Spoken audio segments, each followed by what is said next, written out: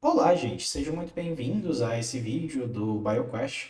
Então, esse vai ser o nosso primeiro vídeo em que a intenção é conseguir responder algumas questões de genética e de biotecnologia que foram cobradas pela FGV nos últimos anos. Esse vídeo ele vai servir como uma videoaula para facilitar a resolução de algumas questões da banca, especialmente questões de genética que envolvam cálculo e alguns outros raciocínios que talvez seja um pouco mais complicado de pegar apenas pela leitura do texto, mas vocês vão ver que as questões elas são até relativamente tranquilas. A FGV não costuma ser uma banca que pega pesado em biologia. Então, a fim de que nós possamos iniciar, vamos começar com essa questão aqui. Então, o que é que a gente observa nessa questão? Os heretogramas ou genealogias são diagramas que mostram a distribuição dos fenótipos dos membros de uma família. Seu estudo permite identificar o padrão de transmissão dos alelos envolvidos e a probabilidade de uma pessoa apresentar ou não uma característica ou doença hereditária. Então, o que eu quero que vocês notem? Para facilitar, né, para quem faz tempo que não dá uma olhada no que é um heredograma e tudo mais, quando nós vemos um heredograma, aqui são as gerações, então a primeira geração da família, a segunda geração da família e a atual, né, que é a terceira. Os quadrados representam os homens e os círculos representam as mulheres. Aqueles que estão achurados, né, que estão aqui circulados em preto, são os que têm a determinada característica da questão. Então, ó, aqui está falando o quê? A partir da análise desse heredograma, é possível afirmar que essa característica tem herança, e aqui eu vou dar uma grande dica para vocês. Muitas vezes em que vocês se depararem com esse tipo de heredograma, em que os pais são iguais, ou seja, os pais não têm a doença, e os filhos eles são diferentes dos pais, como aqui os filhos possuem a doença, já os pais não têm a doença. Então, pais iguais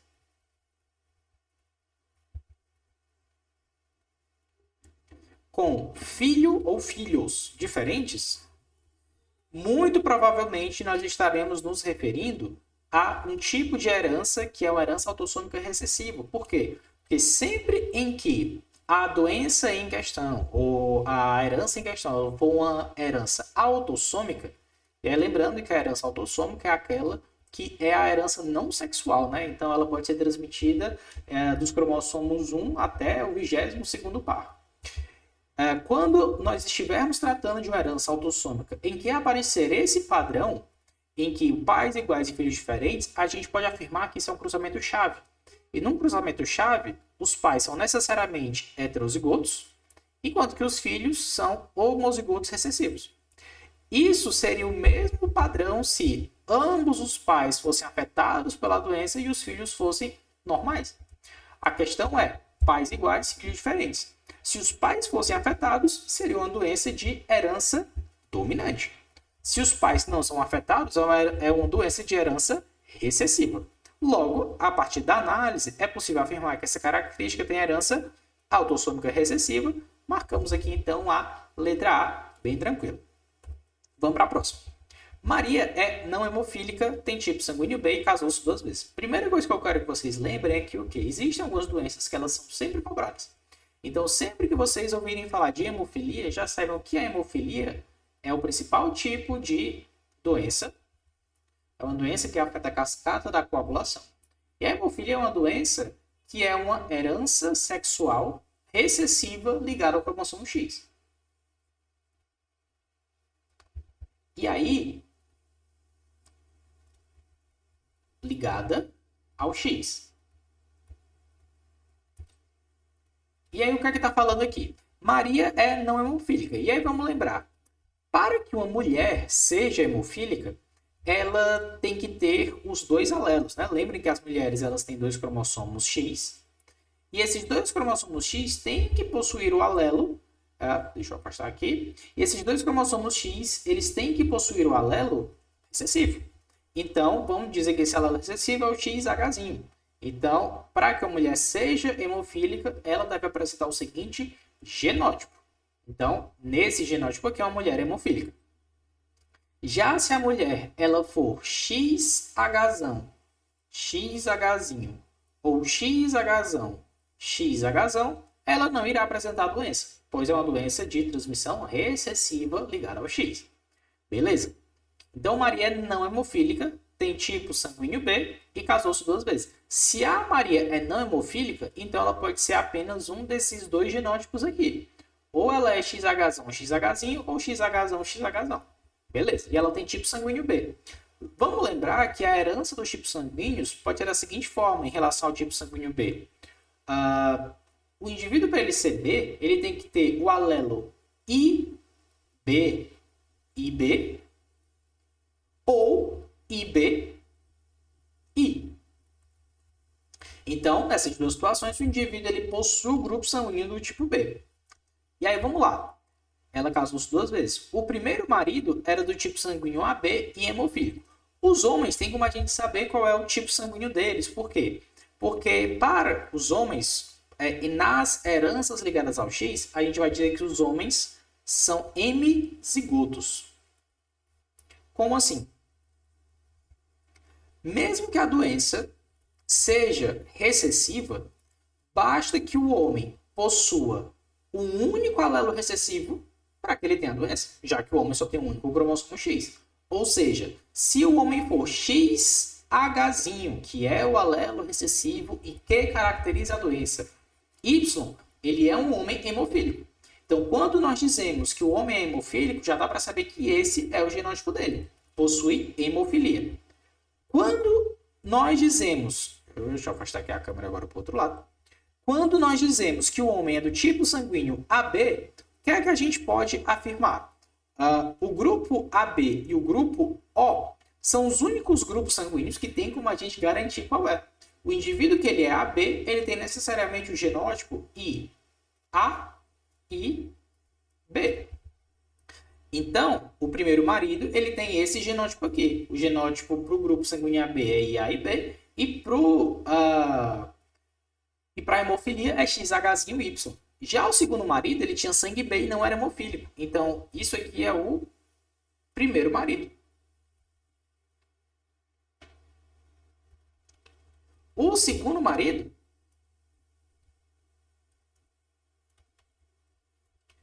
ele era não hemofílico. Então, se o segundo marido ele é não hemofílico, a gente pode garantir que o genótipo dele é o quê? XHY, já que ele vai ter o alelo normal. E era do grupo sanguíneo B. Então, se é do grupo sanguíneo B, ele é IB alguma coisa. Pode ser IB, IB ou IB, I. E bora lá. Maria teve 3 filhos. Uma menina, tipo sanguíneo B, hemofílica. Se a menina é do tipo sanguíneo B e hemofílica, o tipo sanguíneo pode ter vindo de qualquer marido, né? Tanto do primeiro quanto do segundo, já que ambos possuem um alelo isão B. Se a menina ela é hemofílica, necessariamente teve que vir do primeiro marido, porque o segundo marido ele não possui o alelo para hemofilia. Apenas o primeiro marido é que tem um alelo para hemofilia. E para que essa menina seja hemofílica, ela tem que ter herdado um alelo da mãe recessivo e um alelo do pai. Logo, se a primeira menina ela é hemofílica, significa que a mãe, mesmo sem ser hemofílica, ela possui um alelo recessivo. Então a gente já sabe que o genótipo da mãe é esse aqui, XH, XH, já que a menina ela é hemofílica. Então ela herdou esse XH da mãe e herdou o outro XH do primeiro marido. Então a gente já sabe que a menina 1 não é do segundo marido. Então a gente já pode cancelar a letra A, letra C, letra E. 2. Um menino, tipo sanguíneo O, e aí bora lá. Tipo sanguíneo O, lembrem que o genótipo é Izinho, Izinho. Ou seja, ele herdou um alelo da mãe e um do pai. Nesse caso, se o primeiro marido ele era do grupo sanguíneo AB, ele não tem um alelo Izinho. Ele só tem um alelo IA e B. Nesse caso, não tem como esse segundo filho ser do primeiro marido. Ele é do segundo marido. Então, a gente já sabe que o menino 2 é do segundo marido. Beleza? E ele é hemofílico. Então, o segundo marido é... Beleza. E 3, uma menina, tipo sanguíneo O, não hemofílica. E aí, bora lá.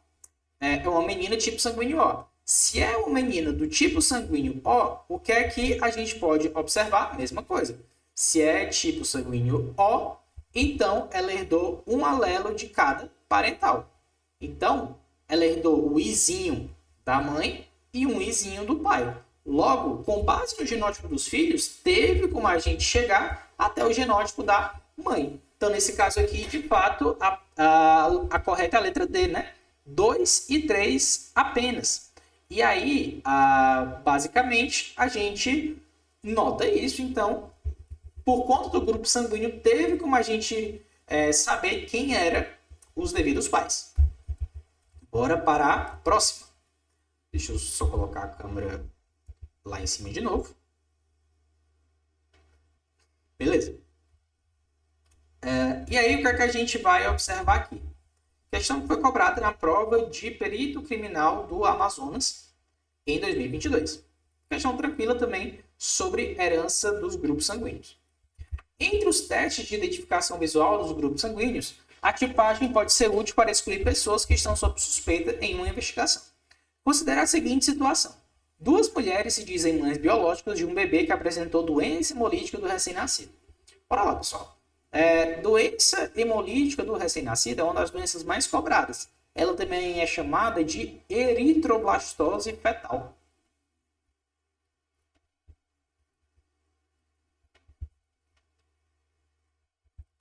E aí, o que acontece? Nessa doença, a mãe, ela é uma doença que ocorre porque a mãe, ela não possui o fator RH. Então, como a mãe não possui o fator RH, ela, quando entra em contato com esse fator RH, que é um antígeno, a gente chama de antígeno D, ela produz anticorpos contra esse fator RH, que vem do filho, né? Então, na doença hemolítica do recém-nascido, a gente tem o quê? Uma mãe que necessariamente é RH negativa, então ela não possui o antígeno D, e um filho que possui o antígeno D. Ele é RH positivo. Então, se a mãe não produz esse antígeno, quando ela entra em contato com ele, vai produzir anticorpos contra ele. Só que, em uma primeira situação, então em uma primeira gravidez, a mãe ela é sensibilizada. Então, ela entra em contato com esse antígeno, produz anticorpos contra ele, mas não ocorre o ataque na primeira gravidez. Porém, caso haja uma segunda gravidez em que a mãe tenha novamente um filho RH positivo, aí sim, ela já vai ter anticorpos que vão atacar as hemácias daquele segundo filho RH positivo. Então, bora lá. Na determinação dos grupos sanguíneos do sistema Rhesus, né, que é o RH, as hemácias do sangue da mulher A aglutinaram na presença de uma solução de anticorpo anti-RH. O que é um anticorpo anti-RH? É um anticorpo que ele é específico ao antígeno D, ou fator RH. E aí, outra coisa que eu quero que vocês tenham em mente. Sempre que a gente fala, uma amostra aglutinou. Aglutinação em exames sanguíneos significa uma reação positiva para anticorpos. Então, uma reação positiva. Como assim? Se eu estou dizendo que as hemácias do sangue da mulher A, então foi tirado o sangue da mulher A, esse sangue foi colocado numa lâmina, e nessa lâmina foi pingado uma solução que continha um anticorpo, anti-RH. Ou seja, essa solução continha anticorpos que iriam se ligar ao antígeno D, ao fator RH. Então, se aglutinou na presença do anticorpo anti-RH, é porque a mãe A possui fator RH.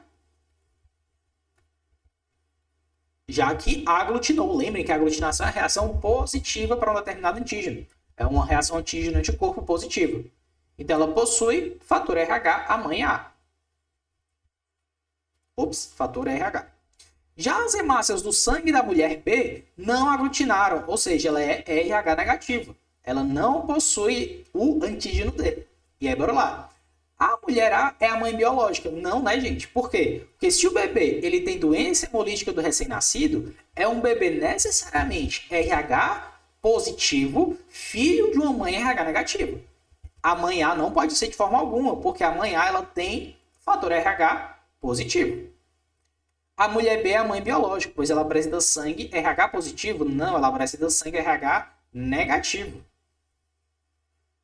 A mulher A não é a mãe biológica, pois ela apresenta sangue RH positivo, enquanto o bebê possui sangue RH positivo. Essa aqui está perfeita. Nossa resposta correta, letra C. A mulher B não é a mãe biológica, é errado. A mulher B é a mãe biológica, pois ela apresenta sangue RH negativo. Na verdade, a mulher B é a mãe biológica justamente porque ela apresenta sangue RH negativo. Já o bebê possui sangue RH positivo. E a letra E, a mulher A não é a mãe biológica, pois ela apresenta sangue RH negativo. A mulher A não é a mãe biológica, pois ela apresenta sangue RH positivo. Bora para a próxima. Essa questão aqui é interessante. Toda vida que nós falamos sobre genética de populações, cai um tipo de questão desse jeito. Em que o que é que a gente tem que perceber aqui? Sempre que a gente vai resolver questões de genética de populações, a gente tem que ter em mente duas equações. P mais Q igual a 1 e P2 mais 2PQ mais Q2 igual a 1. Qual a diferença entre essas duas equações? E eu quero que vocês tenham isso em mente, porque isso pode confundir bastante, mas não precisa, porque é simples. Essa primeira equação, P mais Q igual a 1, ela representa a frequência de alelos na população. O que são os alelos? Alelos são as versões dos genes, né? O Azão e o Azinho, Bzão, Bzinho.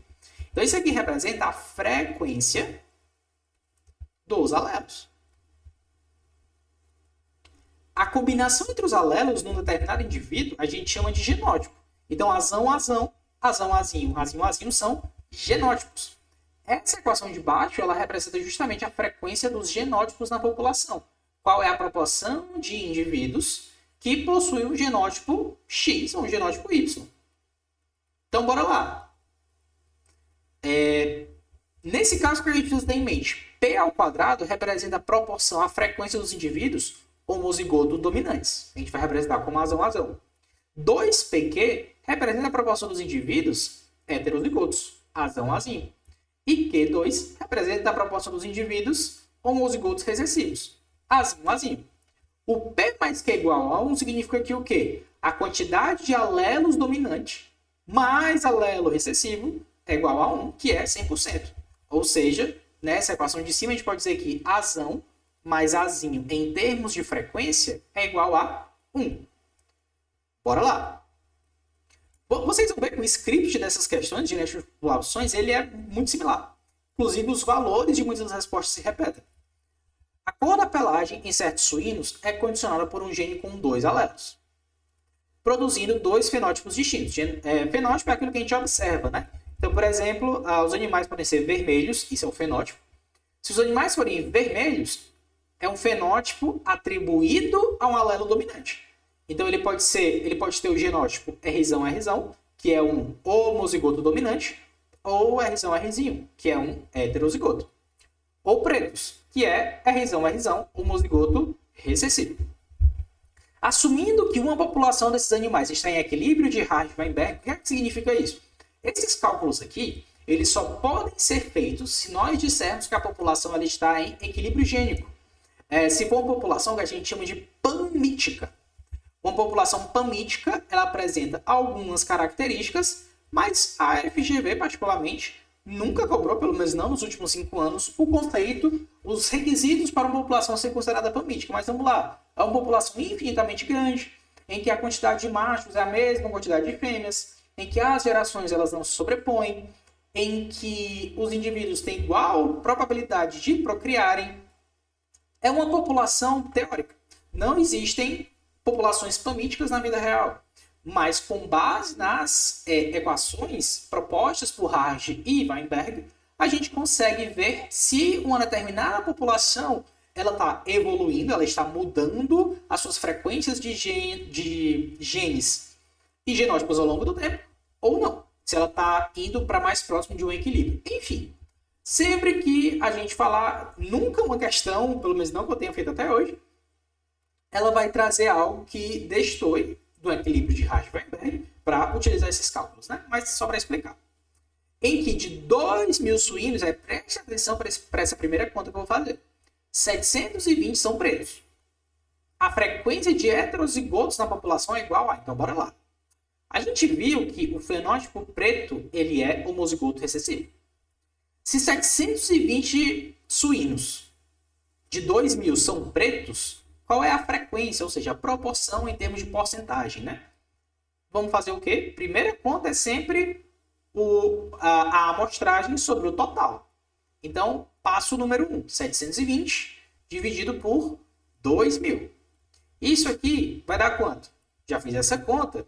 E isso aqui vai dar 0,36. Ou seja, o que é 0,36?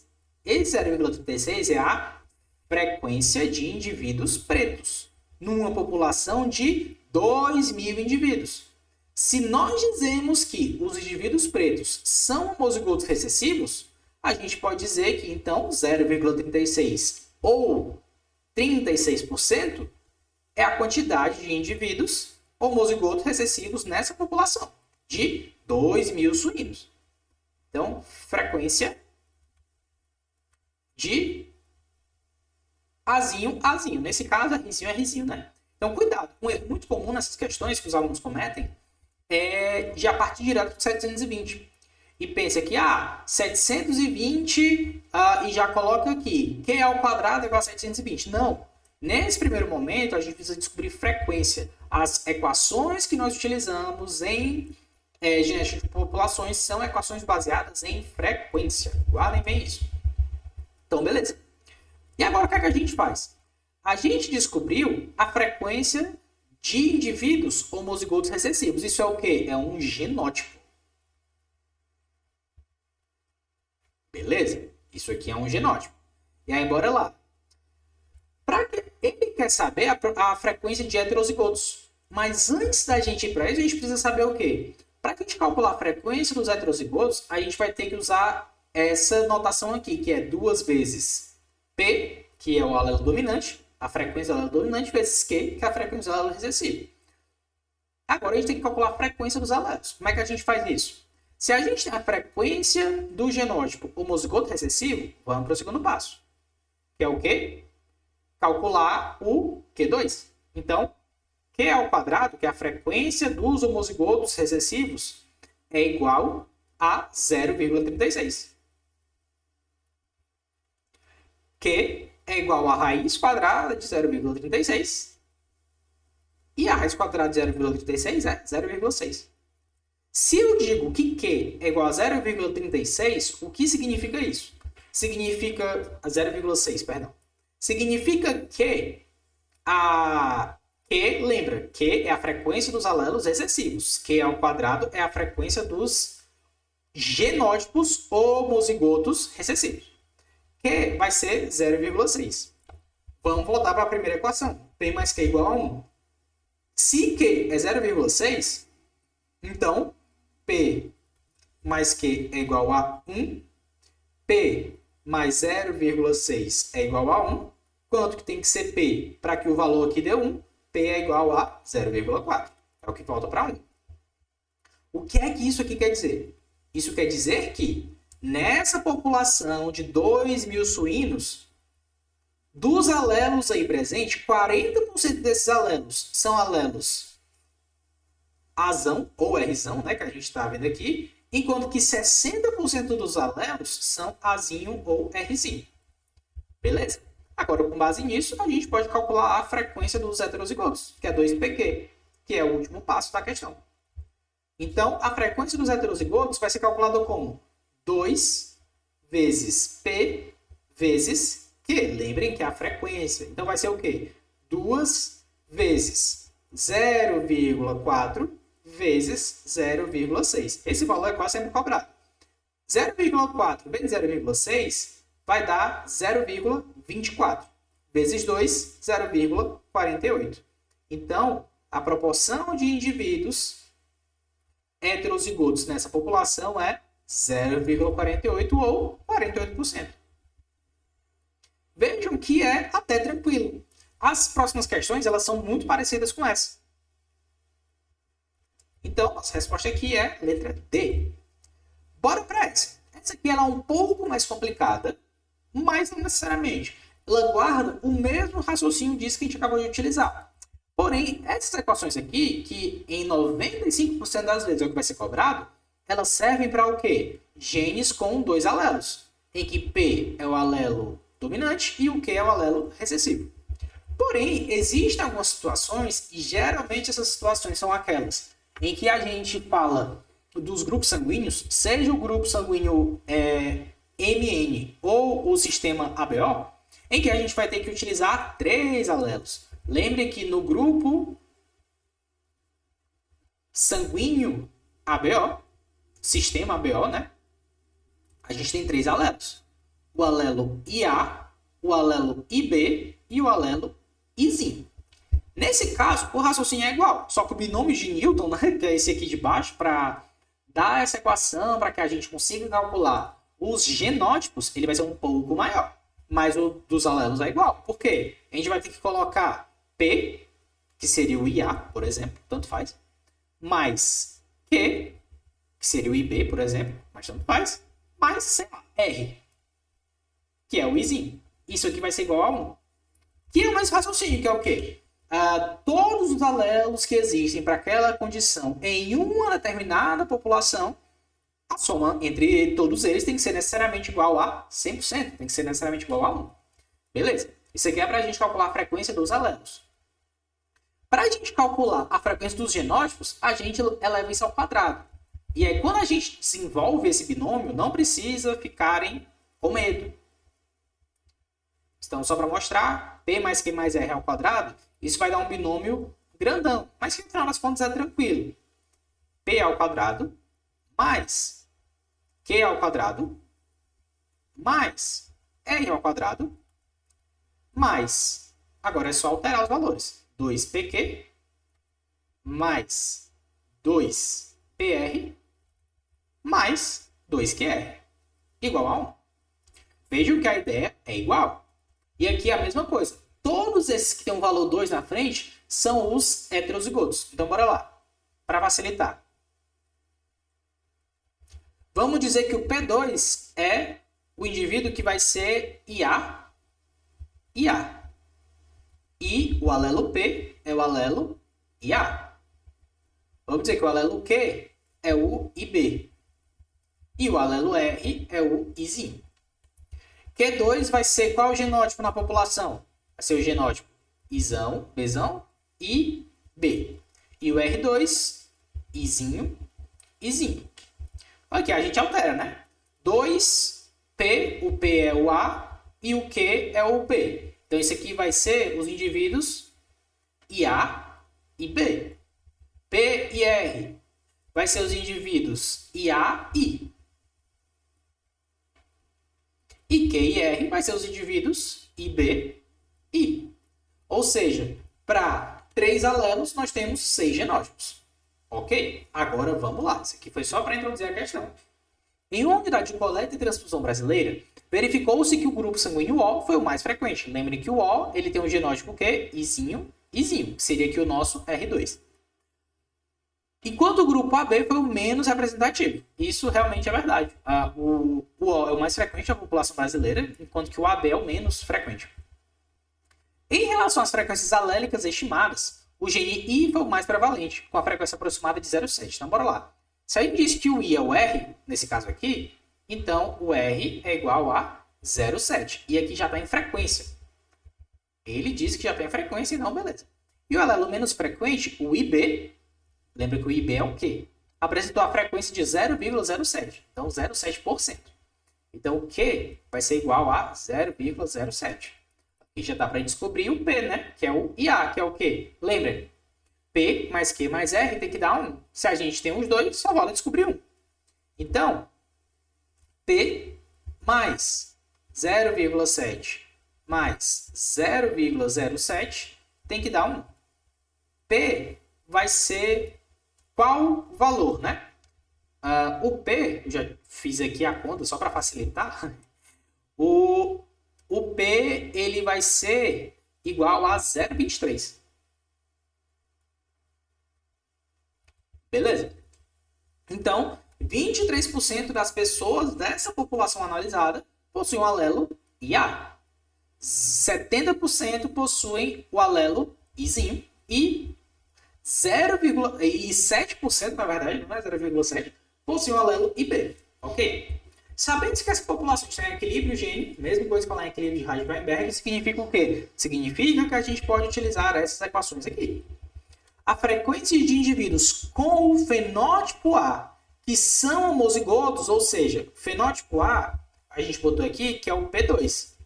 Então, P2 vai ser igual a... Aí, tranquilo. A gente faz o quê? 0,23 ao quadrado. Já que o P é 0,23, né? Então, 0,23 ao quadrado. Isso aqui vai dar 0,0529. Vezes 100 vai dar 5,29%. Mas aqui é a mais próxima, né? É a letra C. Então, vejam que a frequência de indivíduos que são... A letra E. Então, vejam que a frequência de indivíduos que apresentam o genótipo IA é de 5,2% apenas nessa população. Daria para a gente calcular aqui de cada um desses genótipos, né? Então, a gente já tem a frequência de todos esses alelos. Para fazer os fenótipos é bem tranquilo. Bora para a próxima. A fenilcetonúria é uma doença hereditária autossômica recessiva que resulta da incapacidade do corpo de processar o aminoácido fenilalanina. Ele já falou que é uma doença hereditária autossômica recessiva, ou seja, o genótipo causador é Azinho. Beleza. Um casal pretende ter uma criança, mas está com dúvida, pois o homem tem uma irmã com fenilcetonúria. Isso aqui, essa questão, antes de eu terminar, ela é uma questão interessante, por quê? Porque as questões mais complicadas de monohibridismo, o tema aqui é monohibridismo, que vocês vão ver lá no edital, elas cobram o que a gente chama de probabilidade condicional, que é o que a gente vai observar nessa questão aqui, em que a gente tem que partir de um pressuposto. Então, bora lá. Um casal parece ter uma criança. Bora desenhar um casal. O homem, que é o quadradinho, e a mulher, que é a bolinha. Um casal parece ter uma criança, mas está em dúvida, pois o homem ele tem uma irmã com fenilcetonúria. A irmã a gente desenha assim, ó. Irmã com fenilcetonúria. Lá no material deixei isso bem explicadinho também. Se você preferir, um material escrito, né? Então, aqui a irmã ela tem fenilcetonúria e logo a gente já sabe que o genótipo dela é Azinho. E essa mulher aqui, ela tem um irmão com fenilcetonúria. Então, o irmão dessa mulher aqui tem fenilcetonúria. Também o genótipo dele vai ser Azinho. Não existem outros casos de fenilcetonúricos conhecidos em suas famílias. O que é que isso quer dizer? Significa que os pais desses dois indivíduos aqui, esses aqui são os pais, né? Significa que os pais, eles são saudáveis. Mas aí bora fazer o raciocínio, que é o quê? Se os pais são saudáveis, mas um dos filhos de cada um deles, isso aqui é o casal que a gente está analisando. Se um dos filhos de cada um deles possui 2 alelos recessivos, a gente pode colocar de volta esses alelos para cada um dos pais. Porque sempre um dos alelos ele é herdado de cada um dos pais. Então, bora lá para a família do homem. A irmã dele tem 2 alelos recessivos. Um veio da mãe, o outro veio do pai. Mas se está dizendo que não existem outros casos de fenilcetonúria na família, é porque eles não têm a doença. Se eles não têm a doença e essa doença é autossômica recessiva, logo eles só podem ser heterozigotos. O mesmo vale para esse caso aqui, da mulher. Cada azinho veio de um pai e nenhum deles possui a doença. Logo, ambos são heterozigotos. Beleza, a gente já descobriu qual é o genótipo de cada um deles. Aí bora lá. A probabilidade... e claro, se não existem outros casos de fenilcetonúria na família, significa que o casal que a gente está avaliando, que é esse aqui do meio, eles não têm fenilcetonúria. Porém, a gente não sabe o genótipo deles. A gente só sabe que eles podem ser o quê? Azão alguma coisa. Eles podem ser azão ou azão-azinho. E aí é daí que parte a probabilidade condicional. Por quê? Nesse caso aqui, a gente vai ter que utilizar um primeiro cálculo que é o quê? Aqui no 1. Qual a probabilidade de tanto esse homem aqui quanto essa mulher aqui que a gente está analisando serem heterozigotos. E por que heterozigotos? Porque não faria sentido qualquer um deles ser homozigoto dominante. Porque se eles fossem homozigoto dominantes, não teria possibilidade de produzir um filho com fenilcetonúria. Então, geralmente, em 99% das questões que vocês forem trabalhar com probabilidade condicional, em que não tem como determinar qual é o genótipo de quem você está analisando, geralmente o primeiro cálculo vai ser o quê? Com base nos pais desses dois, qual vai ser a probabilidade de eles serem heterozigotos. Então, bora lá. Primeiro passo, vamos fazer para o pai. Para o pai que eu falo aqui é esse aqui, né? Qual a probabilidade de ele ser um heterozigoto, sabendo que ele é filho de dois pais heterozigotos? A gente vai cruzar os pais do pai. Azão, azinho, vezes azão, azinho. Quais são as probabilidades de encontro? Azão com azão. Azão com azinho. Azão com azinho. E azinho com azinho. Só que eu quero que vocês prestem atenção, e é aqui que é importante a probabilidade condicional. Se a gente já sabe que o filho desse casal aqui, né? Esse casal aqui, que é esse homem aqui. Se a gente já sabe que esse homem ele tem um alelo dominante, a gente só não sabe qual é o outro alelo, a gente já desconsidera uma possibilidade dele ser homozigoto recessivo. Então, o total de possibilidades que ele tem são essas três aqui. Só que a gente vai partir do pressuposto que ele é um heterozigoto. Ou seja, ele tem duas chances em 3 totais, 2/3, de ser um heterozigoto. Beleza? Esse é o nosso primeiro cálculo. Segundo cálculo vai ser o quê? Para a mãe. Essa indivídua vem aqui. É a mesma coisa. Mesmo cruzamento que a gente faz, e a probabilidade dessa mãe aqui ser uma heterozigota, sendo filha de pais heterozigotos, é 2/3. Beleza? E aí, acabou? Não. Agora a gente vai para a última parte, que é o quê? Sabendo que esse casal aqui, partindo da hipótese que eles fossem heterozigotos, qual a probabilidade de eles produzirem um filho com fenilcetonúria? Sabendo que a fenilcetonúria é uma doença hereditária autossômica recessiva. Aí aqui a gente faz normal, né? Azão, azinho, vezes azão, azinho. Aqui vai dar essa probabilidade aqui, né? Azão, azão, azão, azinho, azão, azinho, azinho, azinho. Ou seja, o filho ele tem uma chance em 4 probabilidades, em 4 chances de ter a doença.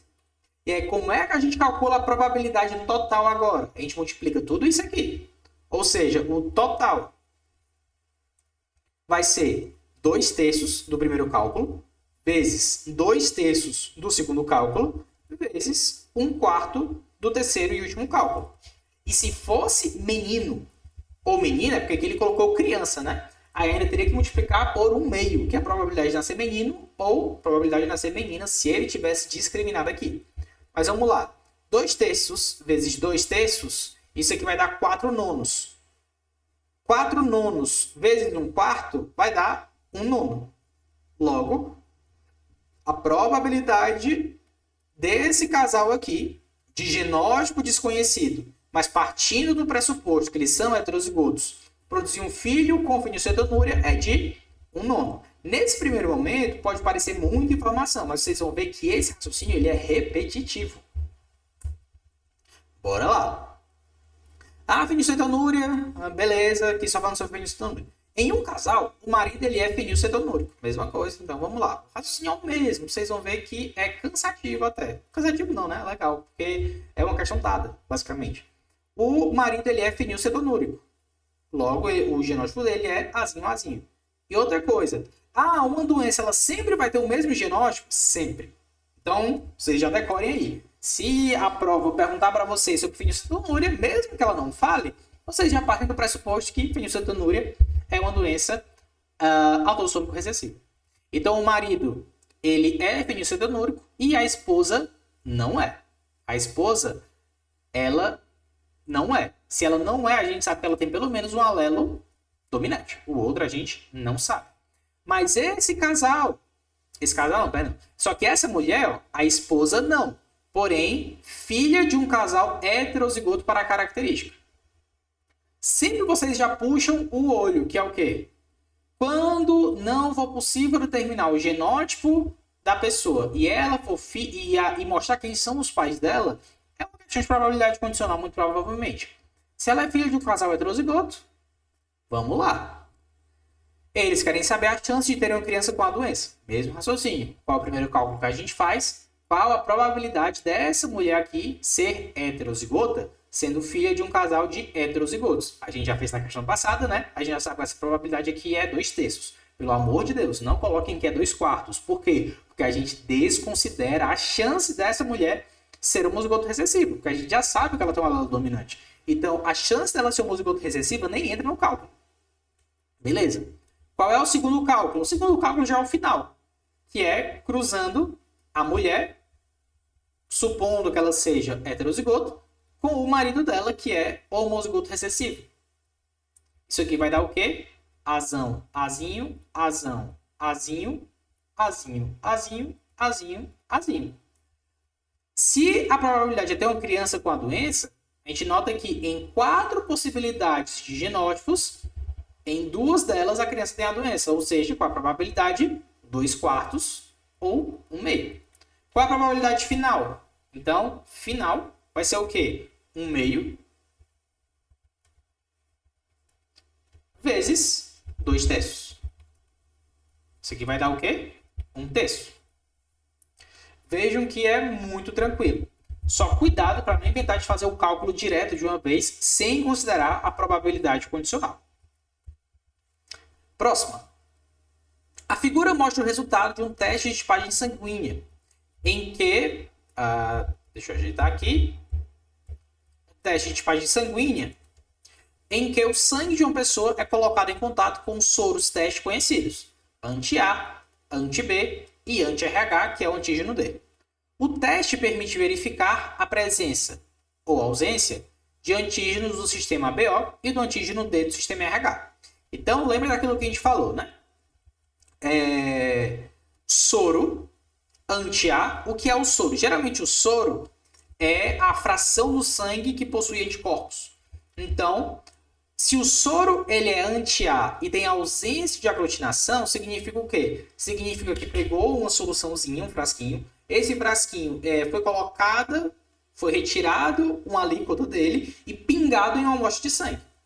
Se esse soro que foi retirado do frasquinho e pingado em uma amostra de sangue e não teve aglutinação, significa que esse indivíduo aqui, ele não tem o alelo, ele não tem um grupo sanguíneo A, porque teve ausência de aglutinação. Então, esse indivíduo aqui não é do grupo A. Já o do lado, soro anti-B, teve presença de aglutinação. Ou seja, esse sangue aqui possui o sangue do tipo B. Lembre que a aglutinação é o quê? A aglutinação é uma reação imunológica positiva. Então, se o sangue aglutinou contra o soro anti-B, significa que nesse soro eu tinha anticorpos que aglutinaram as hemácias que possuíam o alelo, possuíam o antígeno B, perdão. Então, o indivíduo aqui ele é do grupo sanguíneo B. E também teve aglutinação com o soro anti-D, que é o do fator RH. Ou seja, é um indivíduo em que o sangue dele é B positivo. Aglutinou tanto para o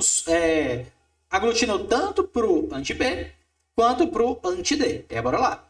Considerando os alelos responsáveis pela herança dos antígenos ABO e D, que é o fator RH, o indivíduo testado pode, por exemplo, apresentar genótipos como IA. Não, ele não tem IA de forma alguma, porque aqui não teve aglutinação. Não pode ter IA de forma alguma. Não pode ter IA de forma alguma. O que é que sobra aqui? E não pode ter IA de forma alguma. Logo, sem problemas, alternativa C. Ele pode ser IB, Dzão, Dzão, ou seja, B positivo, ou IB e Dzão, Dzinho. IB, ele é B positivo também. Beleza. Aqui, só para mostrar para vocês, para decorar necessariamente, né? Sempre lembrar, falou de hemofilia, hemofilia é necessariamente uma doença, o quê? É uma doença ligada ao X recessivo. É a principal doença ligada ao X recessivo que vocês precisam lembrar. É quase sempre ela que é cobrada. Chega a ser cansativo. Então, A hemofilia é uma doença genética cuja herança ela é ligada ao sexo e recessiva. Ligada ao sexo é uma doença que ela é transmitida pelo cromossomo X. E mesmo que você não soubesse isso, teria como descobrir aqui? Teria, porque geralmente as heranças sexuais ligadas ao X, elas costumam pular gerações. Então vejam que aqui o primeiro casal não tem a doença, mas no segundo tem um indivíduo que tem, e na terceira tem um indivíduo que tem. E uma característica muito prevalente dessas doenças, prestem bastante atenção, é o quê? Homens são muito mais frequentemente afetados do que mulheres. Por quê? Porque os homens, basta que eles tenham um único alelo recessivo que eles vão expressar a doença. Os homens são hemizigotos, enquanto que as mulheres não. As mulheres precisam ter os dois alelos recessivos para apresentarem a doença. Nesse caso, teria que ter bastante cuidado, porque aqui tem um cruzamento chave, só que não é uma herança autossômica. É uma herança, nesse caso, ligada ao X recessiva. Então, cuidado. Nem sempre a presença de um cruzamento chave vai dizer que a doença ela é autossômica, mas muitas vezes facilita a análise. Então, para facilitar, aguardem bem. Falou de hemofilia, doença ligada ao sexo e de natureza recessiva, a principal delas. Beleza, vamos parar essa parte por aqui, para o vídeo não ficar tão grande. E aí, depois a gente volta na segunda parte, resolvendo as próximas questões.